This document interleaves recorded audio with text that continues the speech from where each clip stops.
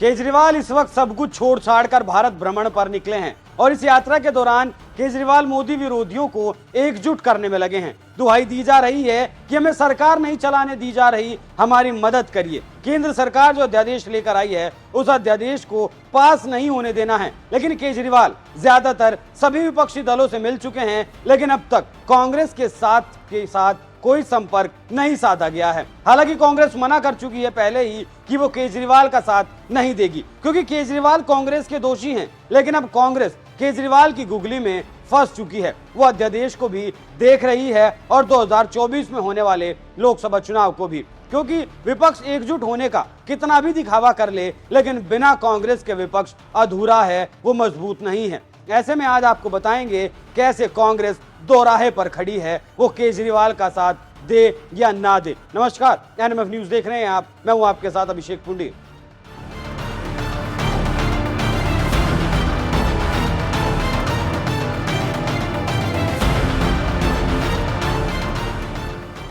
नए संसद भवन का उद्घाटन होने के बाद विपक्ष ने अपनी किरकिरी करवा ली। विपक्ष को लग रहा था कि उद्घाटन में कोई नहीं पहुंचेगा और उनका मोदी विरोध सफल हो जाएगा, लेकिन ऐसा नहीं हुआ। इसलिए कांग्रेस को अपना विचार बदलना पड़ा और सोचना पड़ा कि केजरीवाल का साथ दिया जाए या ना दिया जाए।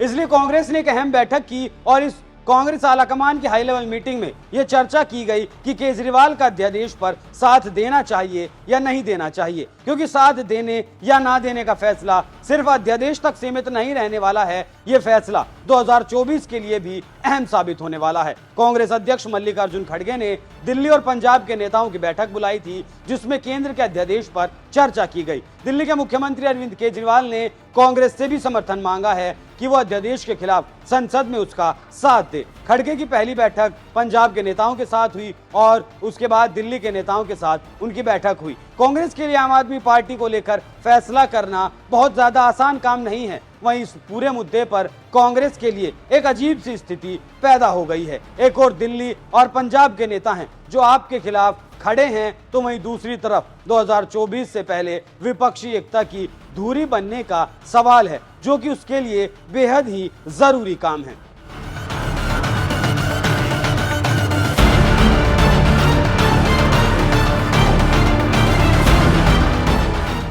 दो 2024 के लिए जिंदा रहना है तो करना होगा मुश्किल फैसला।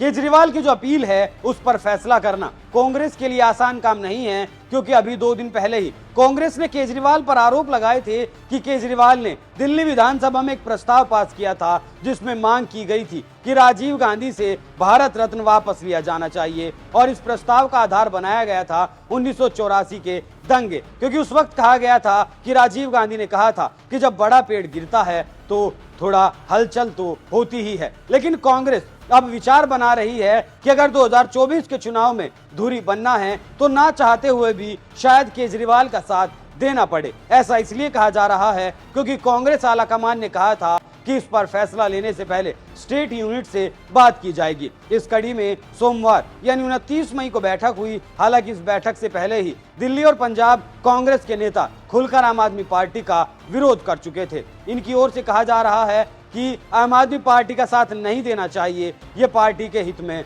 बिल्कुल भी नहीं होगा। हालांकि अब फैसला आलाकमान को करना है। सूत्रों के मुताबिक खबर ऐसी है कि आज की बैठक में भी नेताओं ने आम आदमी पार्टी का विरोध किया। कांग्रेस पार्टी इसका फैसला भी अगर कर लेती है तो बात सिर्फ अध्यादेश की होती और सामने 2024 का चुनाव नहीं होता। इस अध्यादेश पर कांग्रेस के स्टैंड का असर अगले लोकसभा चुनाव से पहले विपक्षी एकता पर पड़ना तय है। 2024 विपक्षी एकता की धुरी बनना कांग्रेस के लिए बेहद जरूरी है। उसकी अपील पर कई दल साथ आए हैं। केजरीवाल की अपील पर दूसरे विपक्षी दल, जिनमें ममता बनर्जी, अखिलेश, केसीआर, उद्धव ठाकरे और यूपी के अखिलेश यादव भी शामिल हैं। दूसरे दलों के ऐलान के बाद कांग्रेस के ऊपर भी अब दबाव बढ़ने लगा है, लेकिन दूसरे दलों की तरह उसके लिए फैसला करना आसान नहीं है। इन सब के बाद बात आती है कि किसे कितना फायदा होगा और किसे कितना नुकसान होने वाला है, क्योंकि इस बात पर ही आगे का फैसला किया जाएगा।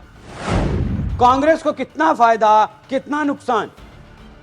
इस वक्त 2 राज्यों में आम आदमी पार्टी की सरकार है और बड़ी बात यह है कि इन दोनों ही राज्यों को कांग्रेस से छीना गया है। मतलब दोनों ही राज्यों में कांग्रेस को सत्ता से उखाड़ करके आम आदमी पार्टी ने अपनी सरकार बनाई है। तो अगर कांग्रेस केजरीवाल का साथ देती है तो उम्मीद करेगी कि इसका फायदा भी उसे मिले और आगे चलकर दोनों दलों का गठबंधन हो। और अगर गठबंधन होता है तो कांग्रेस मांग करेगी कि दोनों ही राज्यों में उसके लिए सीट छोड़ी जाएं, जिसके लिए शायद केजरीवाल कभी भी तैयार ना हो, क्योंकि दोनों ही राज्यों में आम आदमी की पार्टी की सरकार है और वो दोनों राज्यों में खुद लाभ लेना चाहेगी। दिल्ली के कई कांग्रेस नेताओं ने इस मुद्दे पर केजरीवाल का समर्थन करने का खुलकर विरोध किया। पूर्व केंद्रीय मंत्री अजय माकन और पूर्व सांसद संदीप दीक्षित काफी मुखर रहे कि कांग्रेस को आपका समर्थन नहीं करना चाहिए, क्योंकि वो अजय माकन ही थे जिन्होंने केजरीवाल पर राजीव गांधी को अपमानित करने का आरोप लगाया था और कई और आरोप भी लगाए गए थे। तो जाहिर तौर पर अजय माकन का विरोध करना वाजिब है। माकन ने अपने रुख के लिए कई प्रशासनिक, राजनीतिक और कानूनी कारणों का भी हवाला दिया। केजरीवाल कुछ समय पहले तक कांग्रेस पर काफी तीखे और हमलावर रहा करते थे, लेकिन हाल ही के दिनों में जब से अध्यादेश का और सुप्रीम कोर्ट का मामला हुआ है, केजरीवाल और उनकी पार्टी कई चुनौतियों का सामना कर रही है। इस बात को कांग्रेस भी समझ रही है। फिलहाल आम आदमी पार्टी केवल इस अध्यादेश की बात कर रही है, क्योंकि उसकी नजर में फिलहाल यही इस वक्त का सबसे जरूरी काम है। लेकिन कांग्रेस 2024 का सोच रही है। कांग्रेस हर हाल में 2024 के लिए समर्थन चाहती है, क्योंकि सिर्फ बीजेपी ही नहीं, आम आदमी पार्टी भी कांग्रेस के लिए बड़ी चुनौती साबित हुई है।